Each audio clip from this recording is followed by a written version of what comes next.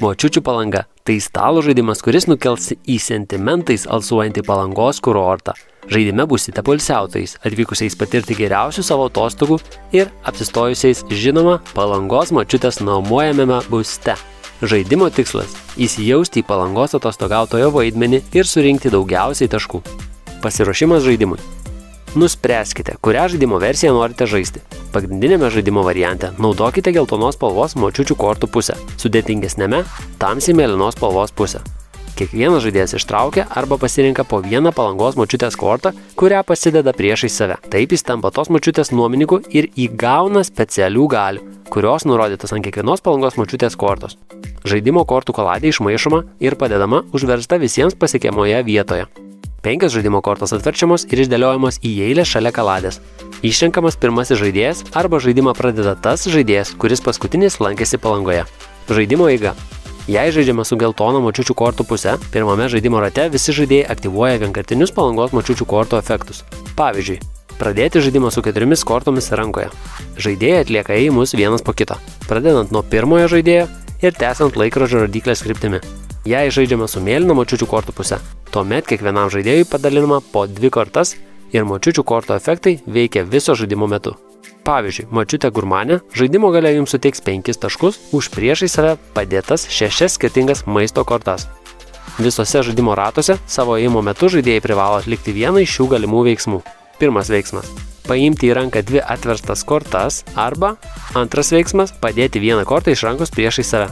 Jeigu žaidėjas nusprendžia imti kortas, jis išsirenka ir paima į ranką bet kurias 2 kortas iš atverstų kortų eilės. Kiekvieno ėjimo pabaigoje atnaujinkite eilę, atverskite ir padėkite trūkstamą skaičių kortų nuo kaladės viršaus, kad eilėje vėl būtų 5 kortos.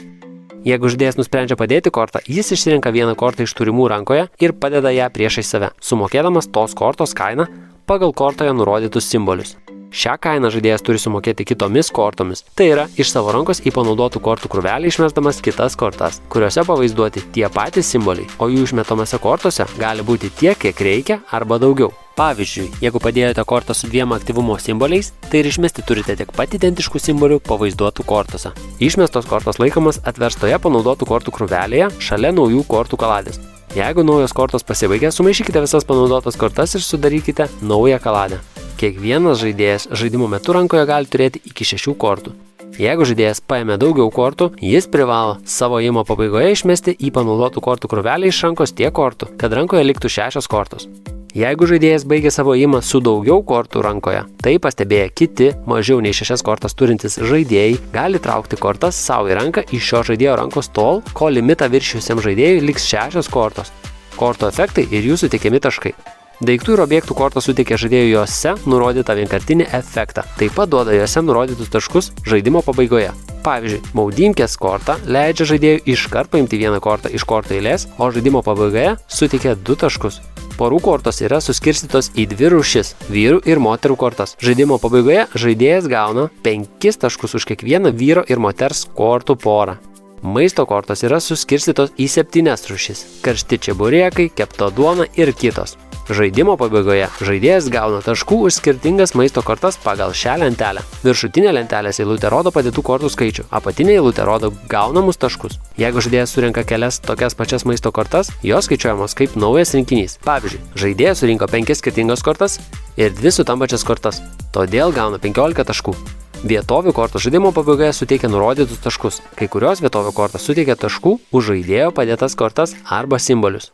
Kiekviena basankės korta turi nuo 1 iki 3 basankės simbolių. Žaidimo pabaigoje suskaičiuojami turimi basankės simboliai, bet ne kortos. Kiekvienas žaidėjas gauna 3 taškus už kiekvieną kitą žaidėją, už kurį surinko daugiau basankės simbolių. Pavyzdžiui, Ieva surinko 10 simbolių, Jonas ir Tomas po 7 simbolius, Monika 2 simbolius. Tad šiuo atveju Ieva aplenkė 3 žaidėjus ir gauna 9 taškus. Jonas ir Tomas aplenkė 1 žaidėją ir gauna po 3 taškus, Monika nieko neaplenkė, todėl taškų negauna.